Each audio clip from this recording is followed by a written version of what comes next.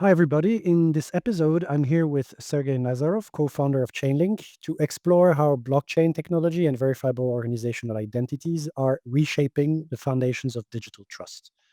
As blockchain's technologies are revolutionize industries from finance to supply chains, ensuring that authenticity of participating entities and data remains a critical challenge. We will discuss how Chainlink standards intersects with frameworks like the vLEI to create tamper-proof systems for cross-chain, cross-infrastructure transactions, fraud prevention, and automated compliance. Sergey, I'm really glad to be with you today on this trust talk, and we can probably start with an introduction and explaining also what is Chainlink and what is your role as a company in the evolution of finance. Great, great. Thank you, Alex. Great to be here. Always great to chat with you. Chainlink is really kind of like the backbone infrastructure of the blockchain industry, performing all the critical actions that blockchains need to become useful for capital markets transactions, but which they themselves cannot perform. And that's a lot of different computations, data, and connectivity challenges. For example, if you want to make a tokenized fund, you're going to need the nav data from a fund admin. You're going to need to connect to many different chains to accept payment for the tokenized fund. You're going to need to integrate back into your traditional systems through a middleware. Those three challenges alone will require three different parts of what Chainlink does. So Chainlink is really a set of data standards and connectivity standards and computational standards to do all the data connectivity and computations that blockchains need but don't do for capital markets transactions. And capital markets transactions are actually very complex because they have layers of identity, layers of connectivity, layers of data that traditional blockchain transactions don't. Usually, traditional blockchain transactions are, I send my 5 cat coins to you, you send me your 3 dog meme coins, and we're all happy because the price of Bitcoin went up and everyone's happy. Everything went up.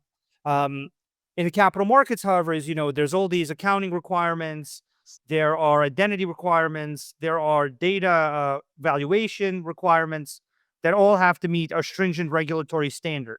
And so what Chainlink does is it connects you to the data source and makes sure that the data source is meeting the standard to do the transaction on chain.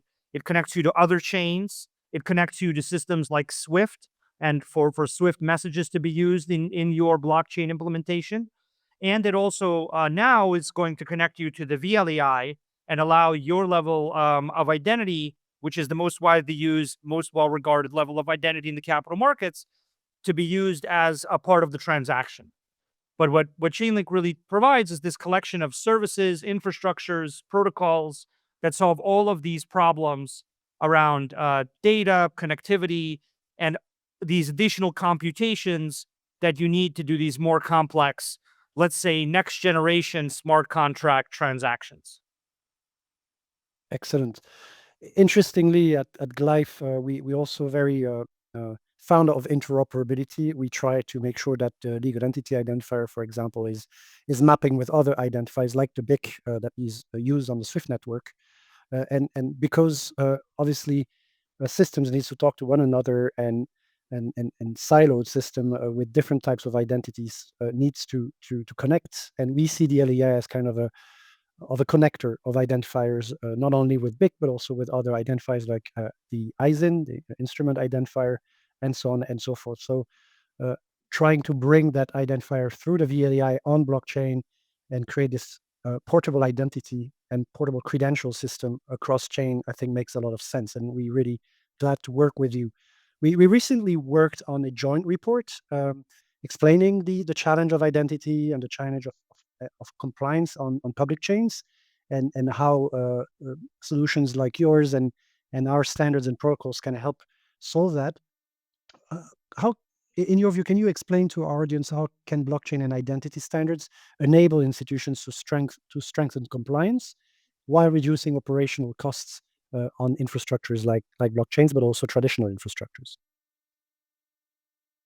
I think the automation of compliance is now possible because of the cryptographic proof that you can receive about how the compliance work was done. Mhm. So right now, the way the world of compliance looks is that I can't trust your compliance process and you can't trust my compliance process. And the regulator can't allow us to reuse either of our processes for a third counterparty. And so everybody's spending huge amounts of money replicating the same compliance solution, the same compliance workflow. And then what the bad actors do is they find the people that are able to replicate the compliance process in the worst possible way. And so that's where all the fines and all the AML KYC compliance failures come from. It's not because they went to the best AML KYC compliant institutions. It's that they went to the ones that do it the weakest. And so now what we can do with the automation of compliance, using blockchains, using smart contracts, using Oracle networks, using vLEI and its carry cryptographic proofs, is the ability to prove in an automated way that the compliance of a certain identity or a certain transaction is meeting a certain high standard of compliance. And what that means is we can automate using Oracle networks. We can verify key things about identity, key things about a transaction. We can inject those verifications into the blockchain as a single source of truth, not only now about ownership, but also about compliance.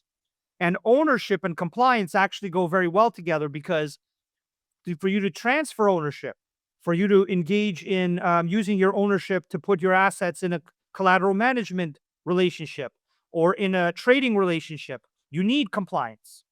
So the initial data that blockchains have been used well for has been ownership data and trading data. But compliance data, if it's verified to a high enough standard, can be layered into and on top of that ownership data. And in being layered into and on top of that data, you get a very efficient form of ownership, where if I own something and I want to transfer it to you, or I want to use it for a collateral management purpose, or I want to put it in a trading venue, in the traditional system, I will have to go through huge amounts of AML KYC forms, processes, verifications. What I think the next stage of the whole compliance industry is really the automation of compliance, so that if I am deemed compliant going through your process, then the proofs from your process verify that you met a certain standard of verifying me that somebody else can reuse. And so I don't have to go through their verification process or the exchange's verification process or someone else's verification process, because we have already in an automated way verified me enough. And the cryptographic proof and the reliability and quality of the verification and the ability to prove its quality is so high that the government systems, the legal system, the counterparties should all be comfortable accepting it. That's kind of where I think this industry is going, and what blockchains and oracles will do for the compliance industry in general. Yeah, it's interesting because this week I was at Money 2020 running, sharing a roundtable with policymakers and in the industry, where we were talking exactly about that topic. The challenge I see with the current AML, CFT, and KYC processes that they adapted to a analog world, not to a digital world, and it puts at risks PII information, privacy in general, at a level that is actually way too high compared to what it's supposed to be used for, which is AML, CFT, and other illicit activities. So I think having better systems like the one vLEI and blockchain, and you can enable preventing data to be exchanged unnecessarily, will clearly be a positive for everybody, especially the users who are suffering from that at the end of the day, with leaks and hacks of databases where that information is today recorded. And that's really where, I guess, your Chainlink automated compliance engine is all about, right? At the end, what is it? What's the goal of and the benefits for the capital markets of and the DeFi community, actually, of that Chainlink automated compliance engine? The goal of the automated compliance engine of the Chainlink case is really to allow the reuse of compliance activities in a way where if I conduct compliance activities in my institution, I can then assign that compliance activity to your identity. So if I'm a vLEI issued institution, and then I give you a credential as a user or a client or an employee, you can now use that credential with others.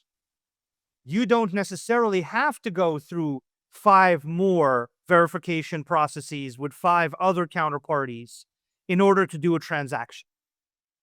And what this does is it eliminates the user's need to share that data directly with more people, with more institutions, which limits their exposure to the places where their data is kept, which they definitely want, as you said.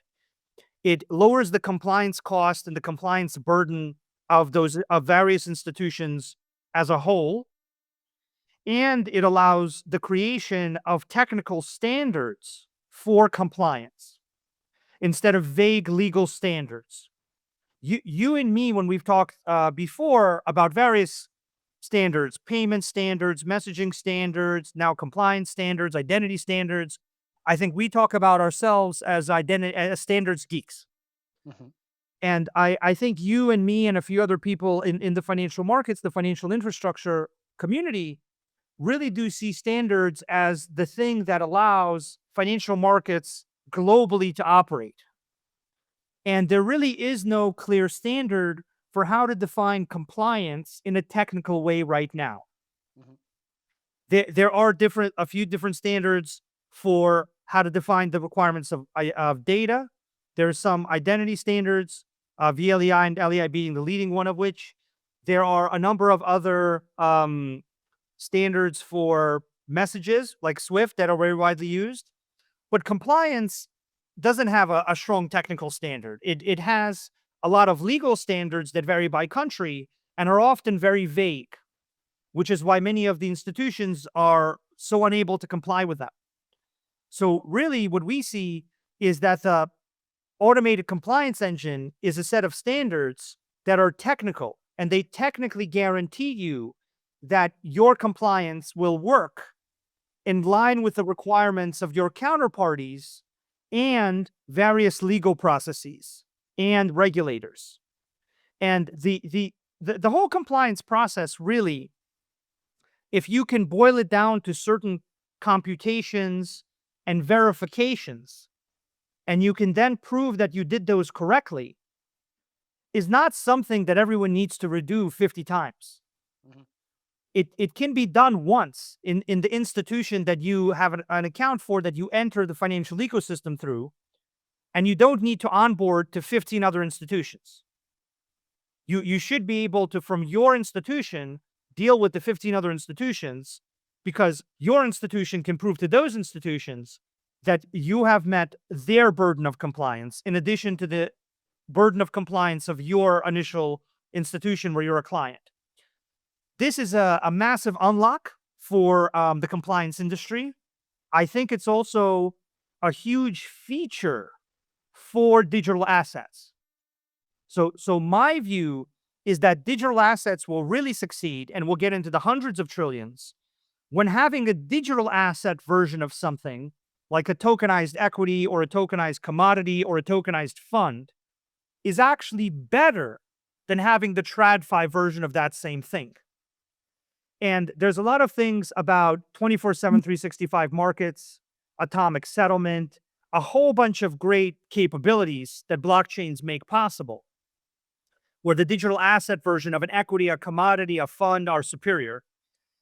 But I think the compliance problem and the identity problem associated with that compliance is still yet to be fully solved on chain. And so we're working to create a set of standards, open standards, that the whole industry can use to do these transactions in an efficient way, which, to your earlier point, benefits the user, it benefits the institution, and I also think it benefits the regulator and society, because the gameability of a technical system like this will be much, much harder to do than the gameability of the weakest link in the financial system when it comes to compliance. Because we can actually prove that we verified you against an OFAC list. Not just say that we did. We can actually prove that we verified your age and your location and that your bank account has enough to be an accredited investor. Not just that somebody in some organization somewhere said that they did that. So it's a very different standard of proof, and I think it's very compatible with a standard of proof that the vLEI has and the carry system and all those things, which is why I think our collaboration is so exciting. Yeah, I'm with you there 100%. We have this partnership with you to try to progress this compliance challenge at the end of the day, because I'm convinced that if such a solution is not deployed at length, and we keep doing whitelisting of wallets, for example, as a compliance tool, which we know is not scalable, the regulated digital asset industry will not scale at all. We will stay into these little proof of concept pilots here and there, transactions with 5 or 6 counterparties, but it will not scale. And I think it's an essential component of the equation for sure.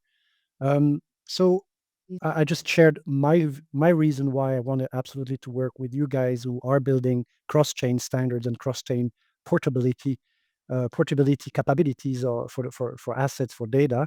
What's your reason to work with us at GLEIF? Well, I see GLEIF as a root of trust. I see it as a identity provider and system that has been legally mandated and required by regulators for the global financial system.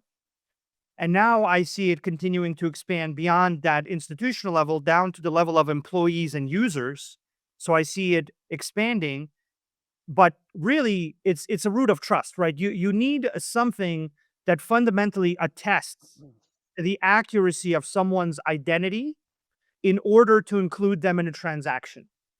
In an unregulated context, like some parts of DeFi or the public parts of the public chain ecosystem, you don't need identity. You can be anonymous or pseudonymous. You can be completely unknown, and you can still transact. And those systems work on that assumption around identity. In the capital markets, that assumption about identity simply can't be possible. No regulated financial institution can transact with you without identity.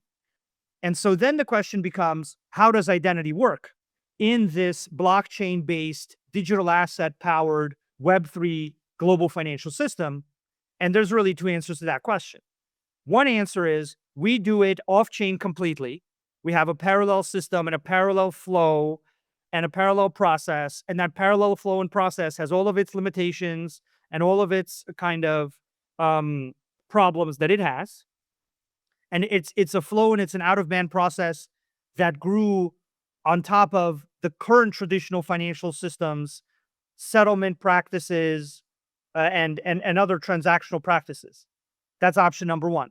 That's not the optimal option. That's the option where identity becomes a source of friction and a force for slowing down transactions and raising transaction costs to the point that digital asset transactions don't look better, but they look the same or worse in relation to compliance and identity. The other option is the option I think you and me are both fascinated and excited by. It's the option where if you have a reliable root of trust to prove an institution's identity and therefore the identity of employees or clients within that institution, and you can represent that on chain, then you can fold that into the transaction, basically. You can take the vLEI, you can take the cryptographic proofs from the carry systems, you can put them into the CCID, the cross-chain ID that we have in the automated compliance engine. You can set conditions in the automated compliance engine's policy part to basically create conditions against that identity.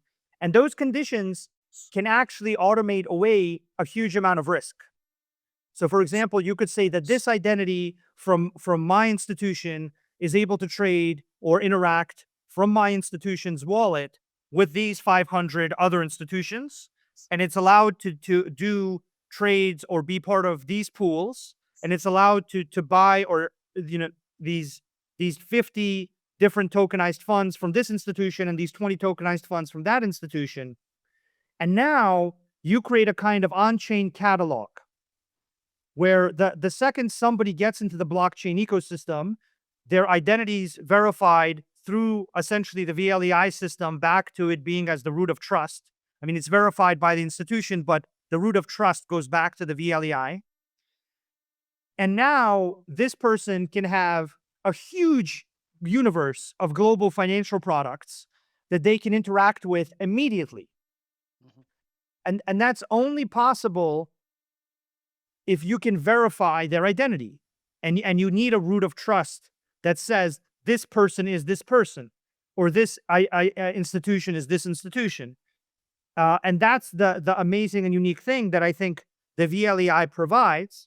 And you folks have had the foresight and the thoughtfulness to build the vLEI in a way that it itself generates cryptographic proofs. And those cryptographic proofs are then the things that we rely on in the CCID, in the cross-chain identity standard, in the automation engine. And that CCID standard, I think you and me agree, is the standard that people can now start using to prove their identity to each other. Which, if this works out, and we're all doing everything we can to make that happen, we really can get to this world where the ability to buy a digital asset from a identity, compliance, and kind of onboarding point of view can be a month sooner, right? You go from a month-long onboarding process with 15 emails and 10 forms and 20 questions to, I already answered your 20 questions once, and I can immediately transact. And I can do that across hundreds of counterparties. So I really think that together with this root of trust that you folks have created, we can take the blockchain industry and the digital asset industry to a whole new level and actually make compliance a feature. And it'll be lower cost for you to have digital assets, and it'll be easier for you to sell digital assets to a larger market, because the ability for people to buy them from you will cost them less from a compliance point of view.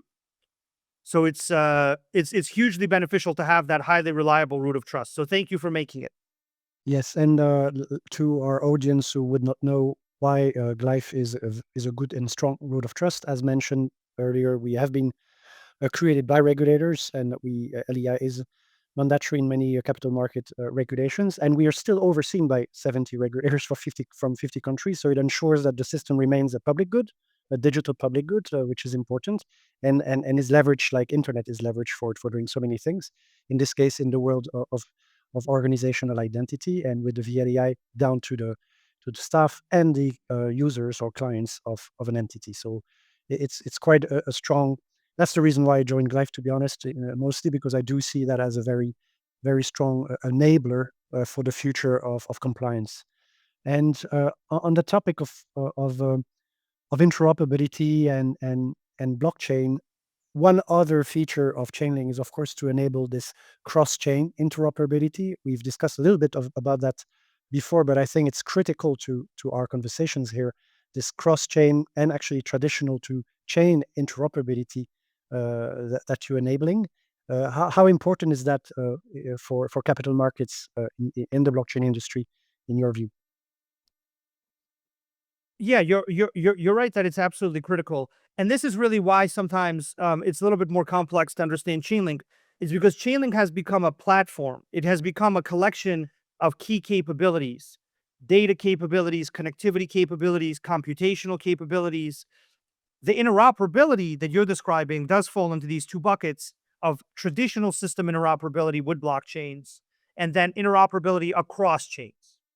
Now, for this, we actually require both. We require interoperability with the vLEI system, which is the off-chain version of the vLEI. That gets then put in to the CCID, the cross-chain ID. And the reason it's called the CCID, the cross-chain ID, is because that CCID, that cross-chain identity, should allow you to use financial products on many other chains.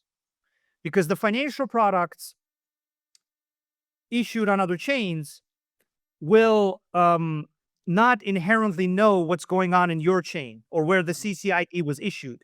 So you can have some asset manager or bank put you on as a client into the blockchain ecosystem. They give you a CCID. That CCID has a signature from the vLEI proving who you are and going back down to that root of trust in the vLEI, which is the fundamental kind of foundation of all that.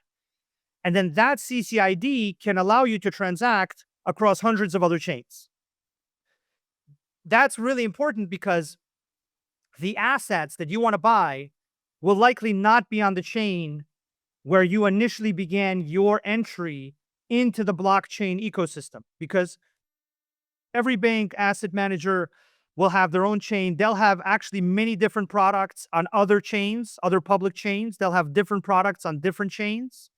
And so you'll just have this huge fragmentation.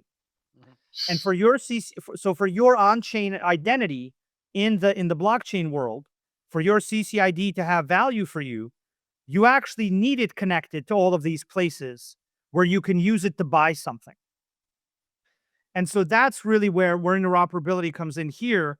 If you have a CCID issued on blockchain A, and then you want to buy a tokenized fund on blockchain B, and then you want to move it into a custodian on blockchain C, your CCID should allow you to represent yourself accurately and in a legally binding way to blockchain B's asset issuer, and then to move it over to blockchain C's custodian that is going to hold the asset for you for some set of reasons that you want them to hold it.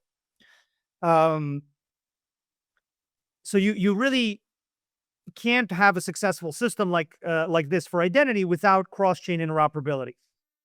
And that's really what Chainlink does in a big way for the capital markets, is it creates that initial systems connectivity where we bring on data, in this case, identity, in other cases, AI computation results from risk management systems. We interconnect the off-chain system onto the chain, and then we allow what we interconnect onto the chain to successfully move across chains. In this case, that's vLEI identity going into CCID to become portable across chains successfully. And then in addition to that, the system also has various policy contracts where you can set the policies of how you want the CCID that you created on chain for your client or your employee to behave. So you can not only create the CCID for your employee or client, which is backed by the vLEI, but you can also define what the permitted actions are of that CCID, what chains, what markets on those chains, what financial products on those chains. Is this CCID allowed to interact with from your point of view as the entity that issued it? And so I think you need to create policies that aren't just going to be about how to use the CCID and therefore the vLEI on one chain. You're going to have to set policies about how does this CCID, which is essentially a repackaging of the vLEI, how is that going to be used across chains? Yep. So you need a very robust cross-chain interoperability system to do that. And that's clearly the very reason why we started talking at Cybos, probably I think in last year, about working together on that, because that's what I like about working with you, is that I don't have to plug the vLEI in every chain in a way, and bring the capabilities of the vLEI credentials to every chain. I can you do that. In other words, you're the experts. We are the organizational identity experts. You are the cross-chain standards expert, and you're enabling exactly what you just described. So it's quite powerful. For the last questions I had was really about, it's not on the script. It's more about what do you think is next. So we're gonna work on this solution. It's been built as we speak, or it is actually out almost. What's next? Do you think in terms of your own plans, being outside of the vLEI or with the vLEI, or and our collaboration? Yeah, it's a very exciting time for our industry with all the capital markets adoption. I think the US's regulatory stance toward our industry has shifted not only the US market's adoption of our technology, but the whole world's adoption of our technology in a completely different trajectory. So it's massively sped things up. We are basically the most widely used data technology, the most widely used cross-chain technology for capital markets transactions right now.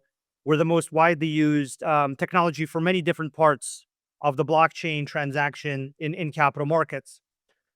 This is really our approach to creating open global standards for compliance. Because in working on many of the transactions that we work on with the top banks, the top asset managers, the top financial market infrastructures of the world, and now with many central banks as well, we found that compliance and on-chain identity is a very unsolved problem. It's a problem that every institution tries to solve themselves, and they solve it in a way where it allows them to do what they want to do on-chain, but it doesn't allow the client to use or to interact with all of the other counterparties that aren't that bank. Mhm. And as you said earlier here in our chat, that's a huge limitation because that means that it's not enough for me to onboard with my first institution to do a digital asset transaction. I actually need to onboard with others. And then I need to finally be able to transact. And this just doesn't make sense because we can actually prove everything that needs to be proven in order for you to efficiently transact and not have to do another month-long onboarding cycle with 20 questions and 15 emails and 10 documents. And you just, there's no reason you have to do that again. And nobody wants you to do it. The other bank doesn't want you to do it. The regulator, if they really think about it, I don't think wants you to do it because there's a chance that it could be gamed. What I think we're going to be pushing very heavily now is we're going to be relying heavily on you folks and your root of trust as the foundation that's going to prove the identity of these institutions, their clients, their users, their employees, and then looking to simplify the transaction in the digital asset world. Right. So the measure of success here, I think, is going to be taking the steps of a successful digital asset transaction down to a lower and lower number that can be done at a smaller and smaller cost, faster and faster, so that when you look at all the steps that you have to follow in the traditional financial system, and you look at all the steps that you have to follow in the digital asset Web3 ecosystem, you end up at a world where you have almost prohibitively expensive cost and time delay for doing it in the traditional system. And in the digital asset Web3 system, because you have an identity root of trust, because you have contracts that can automate and prove things to other chains, because you have CCIP and it can take the CCID and send it across to that other chain, and in literally 1 second, it can verify everything and allow you to transact. You basically get to a world where these capital markets users, clients, financial market infrastructures that we work with, I think will be eager to adopt something like this. Because compliance is not a revenue generating activity, really. It is just a cost and a risk. Mhm. And I also strongly believe it's not going away. Central banks and regulators will not just say, okay, for the sake of transactional throughput or economic growth, we won't have compliance. What's really needed is a way to take those legal requirements for compliance and simplify them down to a set of technical standards and steps such that they can be executed efficiently and at a low cost. So that's what we're doing now with the Chainlink automated compliance engine, the Chainlink case. We are making it so that the system can massively reduce your compliance burden and costs and make your digital assets competitive with the traditional financial systems assets. And I can actually see plenty of people looking at a hot new asset that came out, and there's a traditional version of it, and there's a digital asset version of it. And to do the traditional version, you need to go through a week-long process. And to do the digital asset version, you don't need to go through any process other than click a button. And so I think that this can actually create a huge advantage and feature for the digital asset community and for the Web3 community that isn't fully understood because there haven't been enough of these workflows worked through.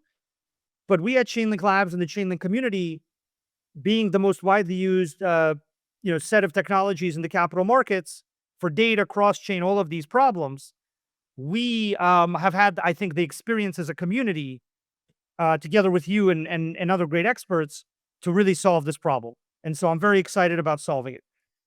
That's great. Actually, I think you answered my last question pretty well with this last section, but I'm still going to ask you the question if you want to conclude in a different way. So what's the one thing you want our listeners to take away about our combining vLEIs with Chainlink decentralized infrastructures and how they can transform identity verification and compliance automation for cross-border digital finance? That's a long question. What's the one thing you want our listeners to remember about our conversation? I would say that if you're making a digital asset, I would start thinking about how to simplify on-chain identity and compliance in a way that your digital asset has less friction to get customer adoption than its traditional counterpart.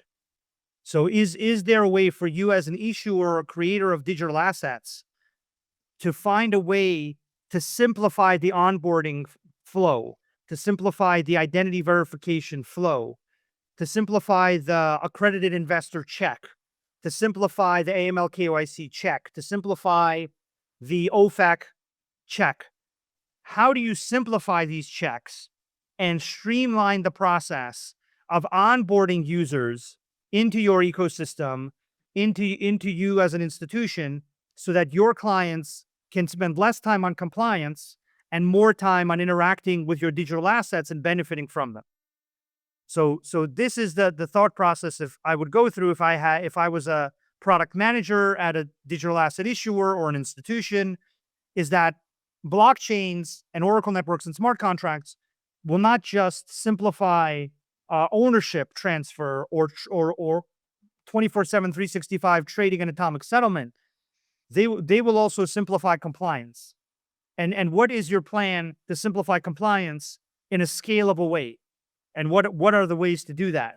And so at that point, you're more than free to contact us, and we're more than happy to discuss it with you and show you a clean and simple path that utilizes your existing roots of trust, like the vLEI, to solve this problem in a way that meets your legal requirements, now your technical requirements, and also the counterparty's requirements. Well, thank you, Sergey. It was an interesting conversation as always with you, and looking forward to the future. So am I. Thank you, Alex. It's my pleasure. Glad we're working together. Thank you.